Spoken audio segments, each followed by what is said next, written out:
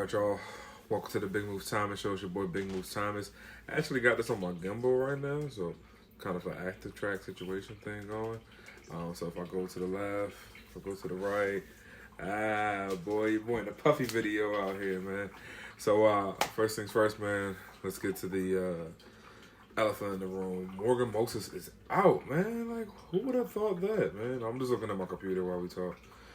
But apparently, we tried to get him on the open market, trying to see if anybody wants to shop him, get anything for him, and that was a big no. Which I don't know if it hurt his ego at all, but I definitely was surprised.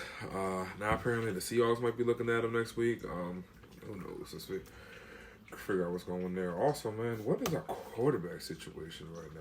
We're gonna talk about that, but let's get into Morgan Moses a little bit, man. So, if you've been a fan for a while, I've been watching, watch football team for a while, Moses was, he was the best of a bad situation, to be honest. He was just that guy that was like, any other team, probably be second string. Excuse me, but because of our downfalls and drafting the O-line for the past several years, he started. He started as many snaps as he could. And I don't think that was the best move from our standpoint. Like, we definitely should have been drafted O-line more. We went the defensive route. This year we actually got our O-line, man. So we'll see how Cosme does. And I think just with that, we're looking at our O-line. I think Rivera's looking at it like, hey, we're getting younger at this position. Excuse me. We're getting younger at this position, and Moses, man, sorry, you're not in the direction of what we're looking for right now. And again, it is a business, and I guess we saw the business side come out this week. So best of luck to the man. I really hope he gets picked up somewhere outside of our division, not like somebody else we're going to speak about in a couple seconds. But I hope he finds a good place, man. And I really wish nothing but success for him and his family. But on to the next one, Kerrigan. Over to the Eagles, man. I did not expect that move. I thought we were going to have one legacy player left in the locker room. One player who's like, hey, played their whole career with us, long stretch, everything. Those come few and far between, but I thought we had one in Kerrigan. He was a constant producer. I mean, sack leader of the franchise. No strife in the locker room whatsoever. Always been a leader. Always been an example. Always kept his head up in every situation. Never spoke bad about any coaching staff or anybody.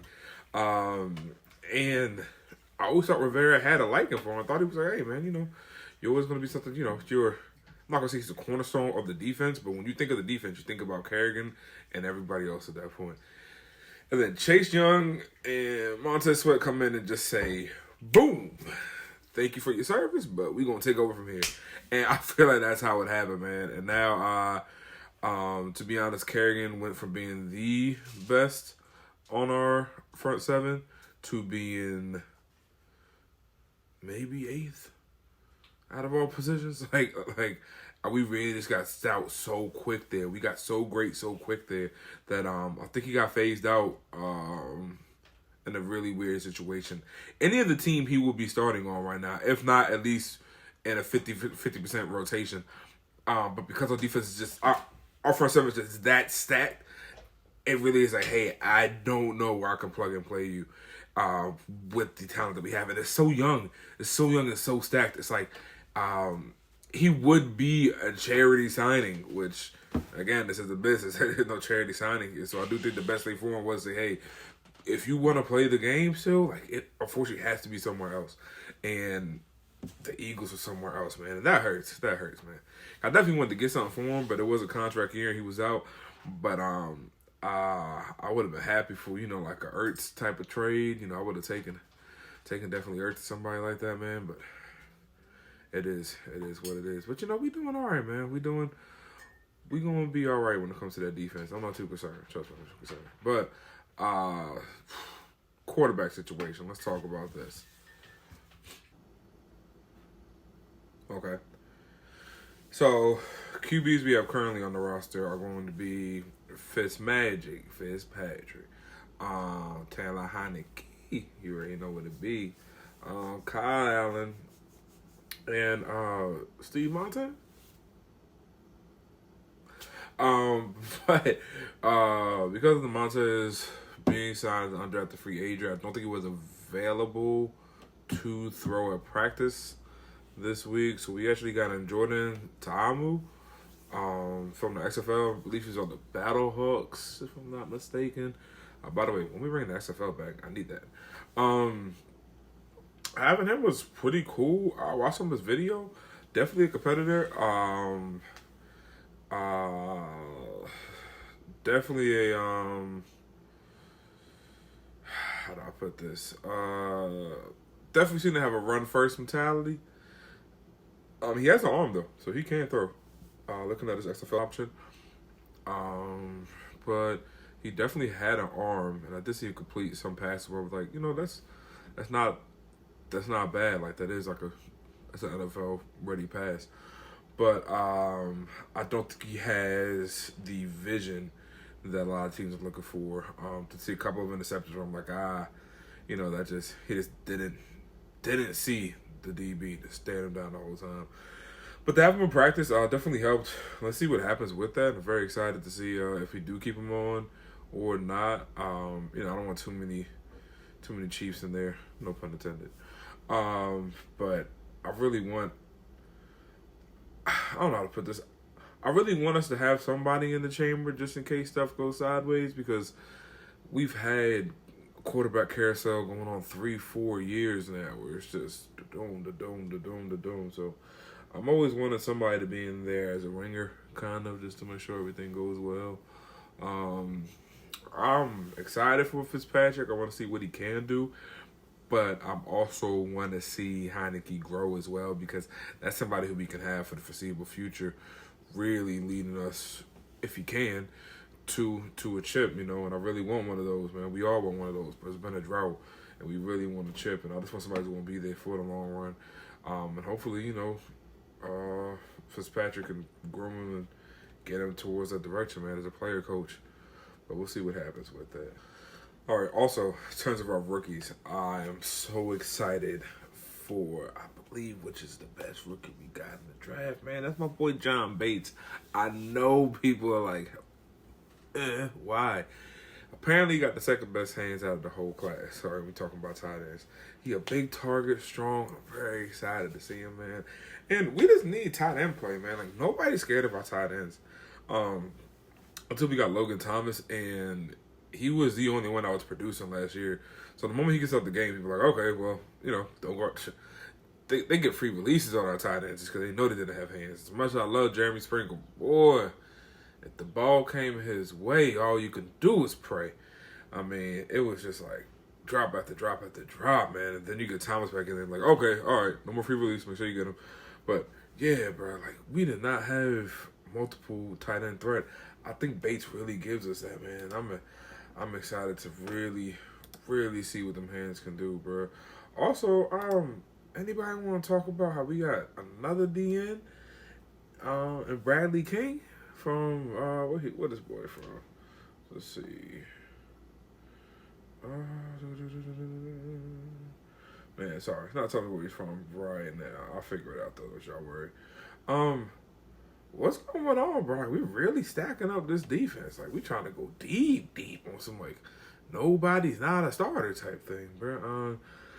I'm really, really pushing for our front seven to really get out the quarterbacks this year. I think we can actually have a historic season when it comes to sacks and pressures. I mean, like, everybody here is a starter. Like, nobody... How do I put this? Everybody else can start at every other team. Even our bench can start at every other team. And I'm just like, I'm getting concerned because at some point we got to pay these people, and I'm trying to figure out who we gonna keep or who gotta go. Because at the end of the day, we gotta figure that out, and I don't know how we gonna do that. Speaking about figuring out things, last but not least, man, we finally fixed this field. I don't know if y'all seen, but Snyder and company finally said, hey, bro, we got to do something about this field. We had the worst field in football. I mean, watching those 49ers slip and slide on us that game really hurt. And then when they won, they just wanted to slide all on us and all that. Like, that was not cool. By the way, that's why we came back last season, did what we had to do. But it's all good. I'm going to let that slide for right now. But, yeah, that hurt, man. We tore everything up, I believe, except the heating system. And we're putting a new side, a new everything in there. It should take around 2.5 months to get done. But we should have a really good field. And they said to the end of the lease, which is 2027. So we should have a good 6-year run of having a really great field. And I'm so excited about that, man, because we've all walked on that field. If you've been, to draft days or whatever. And there were times I was walking on that field, I was like, this feels like a playground field. Like, this feels like my elementary school field feels better than this. But I'm glad that we have a great field. I'm glad that we're putting money into ourselves. Like, as weird as it sounds, like, it's a lot of self-love and self-care going on at the organization, and I like that, man. Like, we got a new practice facility. We have an indoor practice facility now. We have a new and improved field that's coming. We're trying to figure out what we're going to do with the fan experience. We've made the VIP passes. There are rumors about parking going down, if not going away with, for maybe a couple of home games. We're doing fee-free tickets. I mean, like, it really feels like Snyder's trying to say I'm sorry, and for that, when people apologize, we have to listen to hear them out. And this season is going to be us hearing them out. I want to see are the true changes made in the organization. I want to see what the effects of those true changes in the organization are going to be. And if there aren't any, then hey, we back to the drawing field and everybody pull back out. And the best way that we can change is with our money. So if we don't see any true change, pull back out everybody. We're just going to watch and not pay for anything. But if we see some great stuff, man, I want everybody in person. Let's go. Let's tailgate. Let's turn this up. Hey, y'all, thank y'all very much for your time and everything. Again, my name is Big Moves Thomas. Can't wait to see y'all wherever we're going to be for training camp this year. If it's in Richmond, I'll try to make it down for a couple of days. If it's here in the Northern Virginia area out of Ashburn, great. I'll see y'all out there almost every day. Again, my name is Big Moves Thomas. I have t-shirts and I have a couple stickers for y'all, man. Follow me on Twitter, Big Moves Thomas, Instagram, Big Moves Thomas, TikTok, Big Moves Thomas. Just passionate fan, always been down for the team. Also, I love dogs as well, so if you want to talk about dogs in the comments too, let me know. But if y'all can in the comments, please tell me what y'all think the biggest training camp story is going to be for us this year, positive-wise, not negative. What's a positive training camp news we're going to hear during training camp? All right, y'all, enjoy. Stay safe. Peace.